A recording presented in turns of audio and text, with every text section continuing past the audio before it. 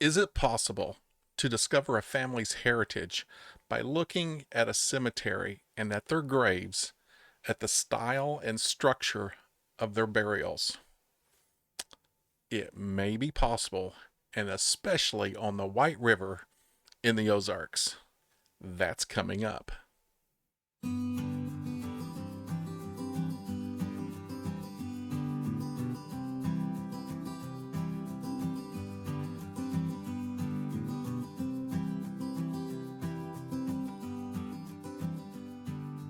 Welcome, everyone, to Ozarks History. This is Vincent Anderson. I am so pleased that you can join us today as we keep journeying through Ozarks history and as we're also discovering more about the cemeteries and graves of our past along the White River and on the Ozark Plateau. And just before we dive into that, I would ask a favor of you if you would just go down below on this video and hit the like and subscribe button, and then tell a neighbor or a friend about what's going on here at Ozarks History. We truly would appreciate it. Now let's go ahead and dive right into this. We are going to talk about cemeteries and graves and the structure and style, as I mentioned just a moment ago. And we are going to go ahead and take a look at a certain graveyard that no longer exists, that had to be transferred to a different location, and it's called the Hogan Cemetery. Let's go ahead and take a look at the White River Valley, created where we have the Bull Shoals Lake created at from the Bull Shoals Dam. And as we can go up and we can see the river current of the White River that's now under the lake, that creates the lake here. And as we go on up on the dotted line, we have the little North Fork of the White River heading on up into Missouri. And now we are going to focus in the Oakland area on the Hogan Cemetery. And it is right smack dab on the White River before you get to Yoakum Bend. So it's a very close location, and we're going to be able to see how close that is in a moment. Let's go ahead and focus in where it is today underneath the lake, that where it once was. And I put a little yellow circle on the former location of the Hogan Cemetery, and they had to move it. Yep, there it is. And so they actually moved the cemetery up into the new Oakland Cemetery, and we'll take a look at that cemetery briefly. But let's go ahead and take a look at the Hogan Cemetery originally before it was relocated. This is from the Corps of Engineers photograph, black and white plate.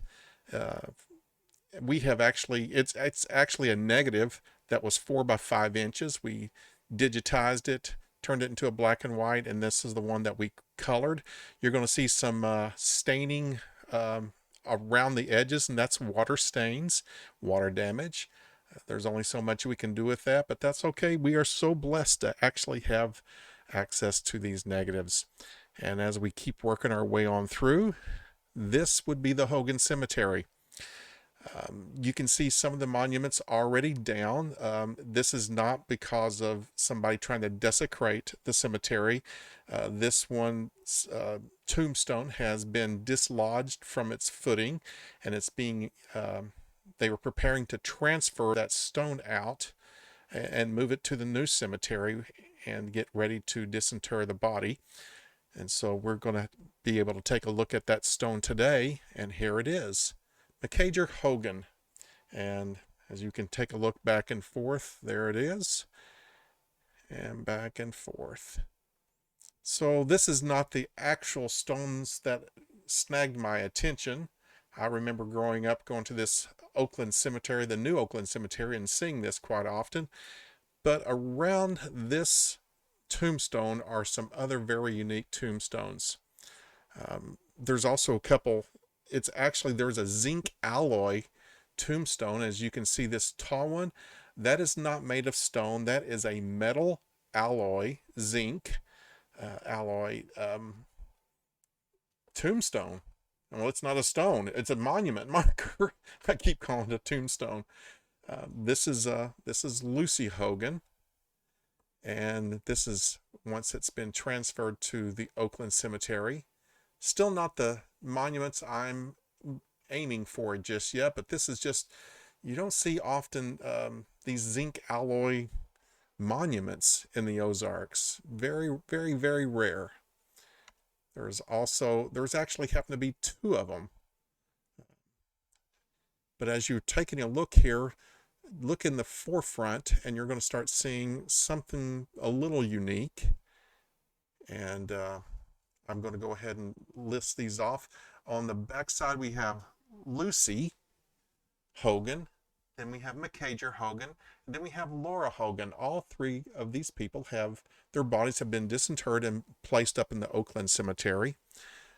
But what I'm really going to focus on, this portion right here in the yellow box, this has grabbed my attention. And what's really grabbed my attention is the stone in front of this grave right here.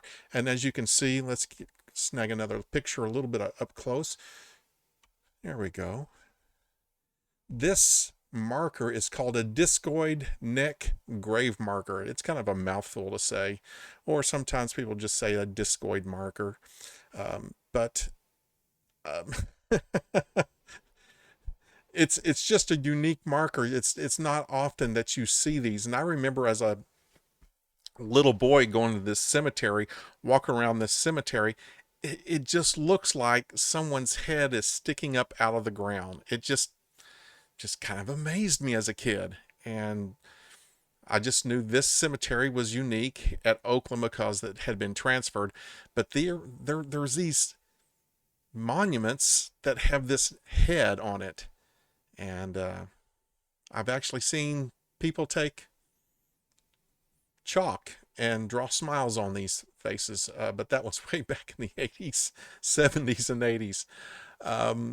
But it's just kind of like, wow, have you ever seen anything like this before?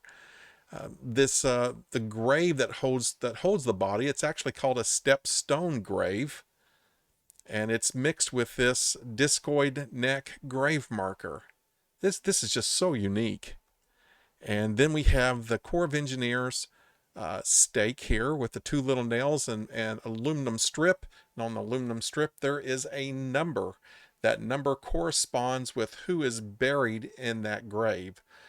I'll be honest with you. There's a lot of graves that the Corps of Engineers had disinterred and moved, and they were all so many were marked unknown. Fortunately, there was only a couple unknown in the Hogan Cemetery. Everybody pretty much had a name for every grave, and so that really helps out.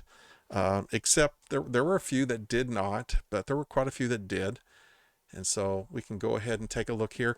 This we know by the corresponding of the number, and this grave here, we can correspond with the records here, and this is the stone in the new cemetery that has been disinterred and placed back into the new cemetery here. And there is that discoid, like the little neck and head sticking up out of the ground. And we can correspond that with Ewing Hogan. It says born in Kentucky, 1875, died in Oakland in 1860. Actually, there's some stories written by Silas Turnbo and Ewing Hogan is listed in that. And so Silas Turnbo was a Ozark chronicler. He actually had over 816 different small stories and vignettes about the Ozarks. It's well worth your time of investigating Silas Turnbo, and we'll talk about him a little bit more in the future. But this is Ewing Hogan, and it says he was a magistrate of Sugarloaf Township in Marion County. That would be in 1828. And here is again from Tennessee that we can actually compare. We have the neck discoid shape that's going on here. And if we go look at the Oakland Cemetery where they have been placed at in the new burials, there's actually 10 neck discoid tombstones in the cemetery. Just really unique. And on the bottom right hand side, I could not resist.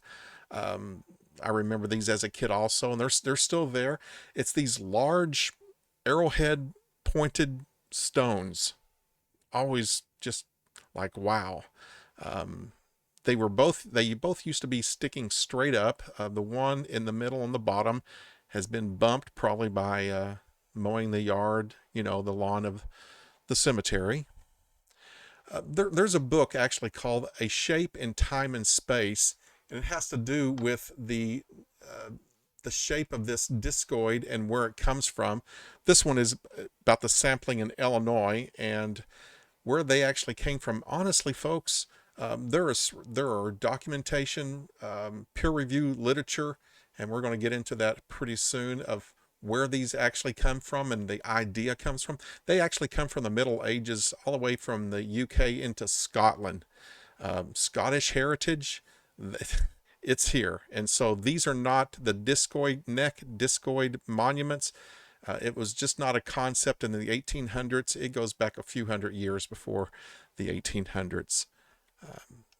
And the last I would just want to throw out, there's also, they had some, the Hogan Cemetery, even though it kind of looked in disarray and jumbled up and everything else, they had some really nice monuments. This monument is really being pummeled by the acid rain. This is a child's tombstone. If you can just glance and not even have to look at the name or the date here.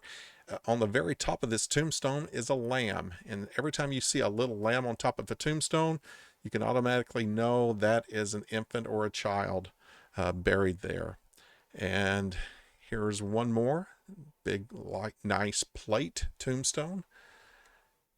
And that is our Hogan Cemetery. So we are going to keep diving into the heritage of the Ozarks, and we're going to talk next time on the literature about tombstones and the burial traditions and customs of the Ozarks. And then we're going to get into the discoid, and we're going to talk about one of the papers linking all the way back to the Middle Ages. And I think it's something that we can all enjoy and just appreciate, because honestly, I've traveled a lot of cemeteries, and I've got a friend who does this. She writes about it. And we're going to talk about Abby coming up here next episode. But I've traveled so many cemeteries, and these neck discoids are rare.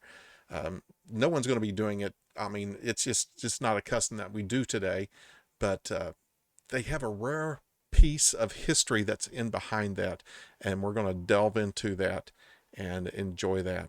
I want to thank you very much for joining us today on Ozarks History. Again, if you would please hit the like and subscribe button at the very bottom, we sure would appreciate it. And down at the bottom, we'll also have some links to our website and to our Amazon bookstore that you can delve into some Ozarks history, order some things for yourself, take notes, and have a good time. We are looking forward to seeing you next time. We'll show up again. You do too. Talk to you soon. Bye-bye.